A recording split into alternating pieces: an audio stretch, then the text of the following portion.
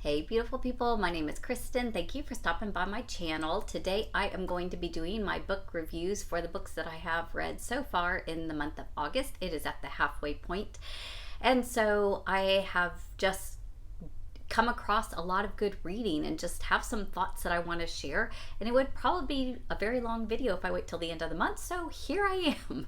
So the first book I want to talk about is The Wives by Tarryn Fisher. This is the book that was chosen for me by my viewers of my choices to read. And this is the one that I was kind of most hesitant about because I wasn't sure how I felt about the overall storyline of a man with multiple wives, but I really like the intrigue of it's told from a wife's perspective who knows that there's other wives involved, but she discovers that one of the wives is having what looks like abuse, and is that her husband? And so she goes into this big, exploration mystery kind of thing. And I got about 50-60 pages in, and I started to wonder if I should DNF it because I was not really gelling with the things happening. I was just like, this is not anything that anybody normal would think or do. But then I had a revelation that this is one of those books where it's that unreliable narrator, where you're not really sure if she's really seeing what she's seeing or if she just thinks she's seeing something, if you will, so it's that kind of thing. So if you like that kind of, we've got to figure it out, not only based on what the main character is observing, but from the clues around. Then once I took it for that, I wanted to know what was going to happen and I wanted to figure it out, and I didn't figure everything out by the end, and it ended up being a 3-star read. Not a book that I would say you have to read this book, but if you're wanting just like a little light, mystery, unreliable narrator with an interesting kind of thing that you yourself would probably not be okay with sharing a spouse, why not? Then I started my book club group read of Maggie OFarrell's Hamnet. And first I listened to the audiobook of Hamlet, and I had forgotten. I'm so thankful for Shakespeare to revisit some Shakespeare because I had forgotten how much I adore Shakespeare. I can't remember the last time I took time to read and experience a Shakespeare, and Hamlet is fantastic. And then I started reading Hamnet, which is a fictitious story but also based on historical research of William Shakespeare's family. He had 3 children, one of whom did die from where it hasn't been confirmed how he died, but it is likely that he could have died from the plague. So this story has that basis of there was some historical truth, but then what does that play out with this author's imagination? But I will say her writing is descriptive and narrative and beautiful, and it has great world building, and it has characters that you care about, and they're all just a little bit unique and a little bit quirky. And I think, honestly, in my humble opinion, that's spot on how I would picture William Shakespeare's family. And I like the choice that it never directly names him. It always just says the father of Hamnet or the husband. And so I just found that very engaging and clever. And I really appreciated kind of tying Hamlet to Hamnet and thinking about what that would have been like for Shakespeare, because previous to this, I actually didn't know that he had lost his child. So it was really, really powerful in that way. If you have any interest in theater, in Shakespeare, in period pieces, I would highly recommend this. This is a 5-star read for me. This has all the elements of everything that I'm looking for. And even though I knew the ending because of historical facts, it was still well done and didn't disappoint. So then my buddy read with Shelley Swearingen, and then she, I believe, just posted her video review to this, so I will leave that link below for you. But we read Colson Whitehead's The Nickel Boys, and this is another book that is fictitious, but it is based on something very accurate and very historical. And they changed the name of the school, but in this book, it's named after a man named Nickel, so they call the boys in the reform school the Nickel Boys. And we're really following several storylines, but the main ones are the two boys, Elwood, that we get to experience his life from the very beginning, and he makes some poor choices just in being in the wrong place at the wrong time, and ends up with a lot of harsh consequences that were not deserved. And he befriends another boy, Turner, who honestly made bad choices and did deserve some, more of his punishment. But the bottom line truth is none of these boys deserve to be treated the way they were. That it was an absolutely horrific reform school that was way, way more of just an abusive prison kind of system than what it was supposed to be and what it was advertised as to the general public. And thankfully, I was thankful that I did know this was based on history, to know that in the end the school was kind of busted and shut down, and that there was justice, because as you're going through some of their treatment where they are beat up or punished or just toyed with, your heart's just breaking, and you just have such a sense of injustice. But the beautiful thing that ends up being completely another 5-star read for me is that this character boy of Elwood, that we see him with a passion from the very beginning, following Martin Luther King and justice, and this concept of even when things are against you, you hold on to truth, you hold on to justice, you hold on to goodness. And he keeps doing this over and over again, no matter what his friends go through, no matter what the school, and you're just trying to pray that he holds on to the end and doesn't lose that, no matter what's happening to him. And how's he going to reconcile those things? And how do we, knowing that this stuff happens in the world, how do we make peace with it in such brokenness? And I won't spoil it, but the end was very, very surprising and shocking and satisfying.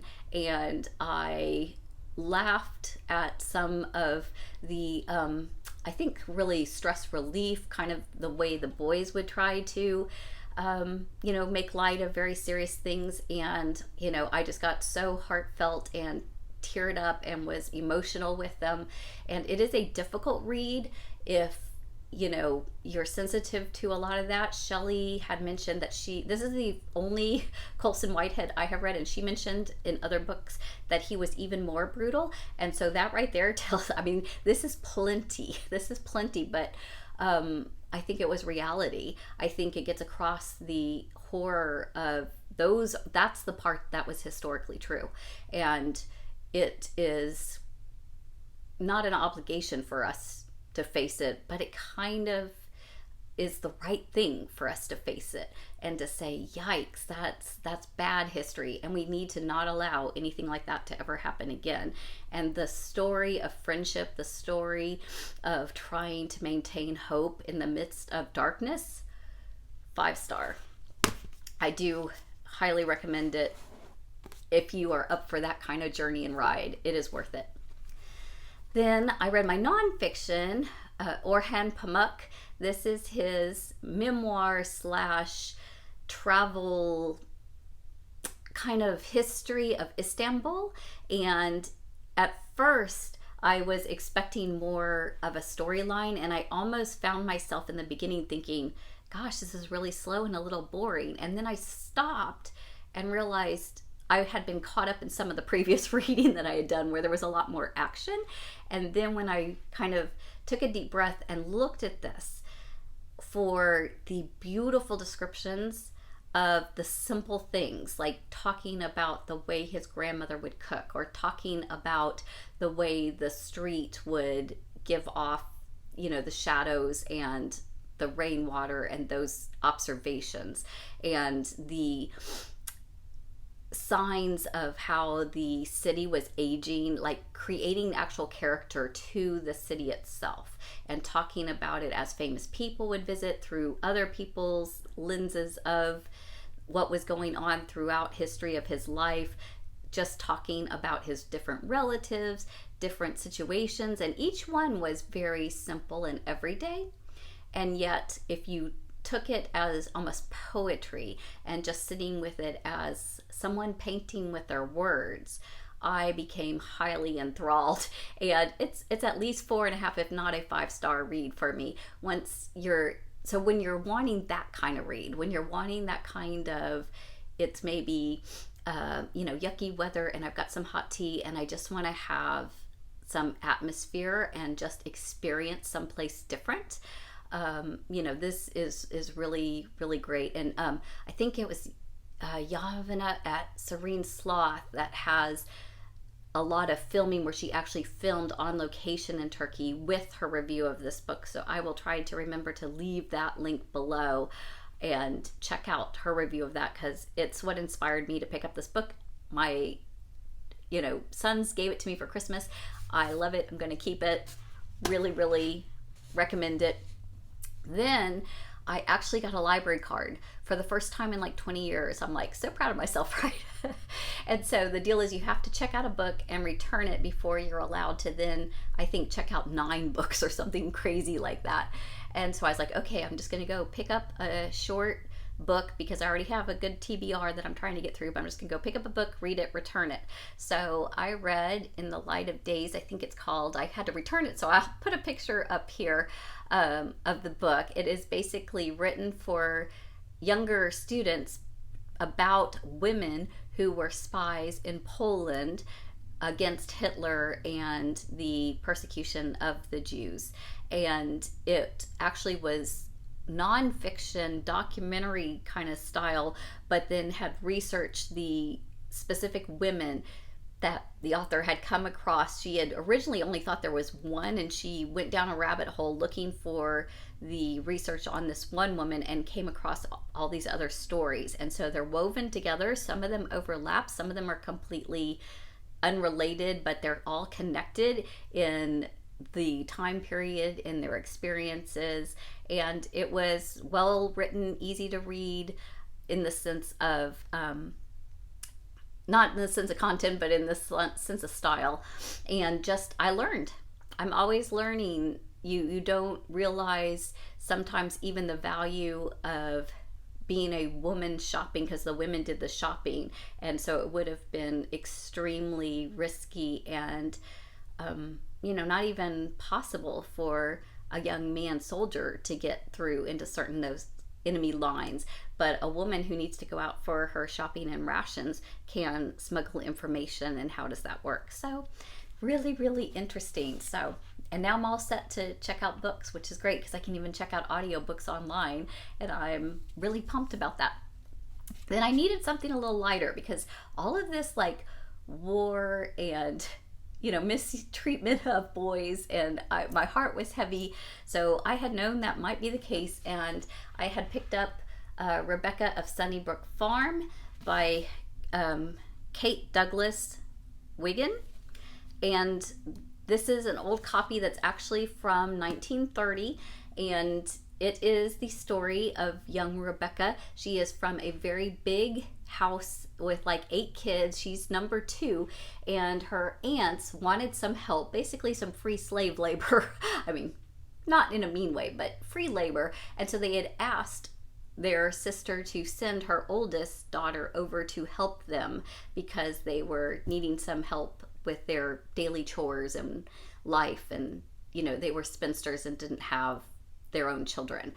But she decided she couldn't spare her oldest daughter, but she sent Rebecca, the second daughter. And Rebecca was much more spirited, much more talkative, much more into like questioning things, not in really a rude way, but just like a kind of why, what, And so she starts going on this journey just with curiosity, with interest in everything that's going on, and she kind of opens up her aunts, one of whom is kind and pretty flexible, and the other one who is very proper and very strict and not at all really wanting to be pushed open, and just those relationships going forward, how that happens.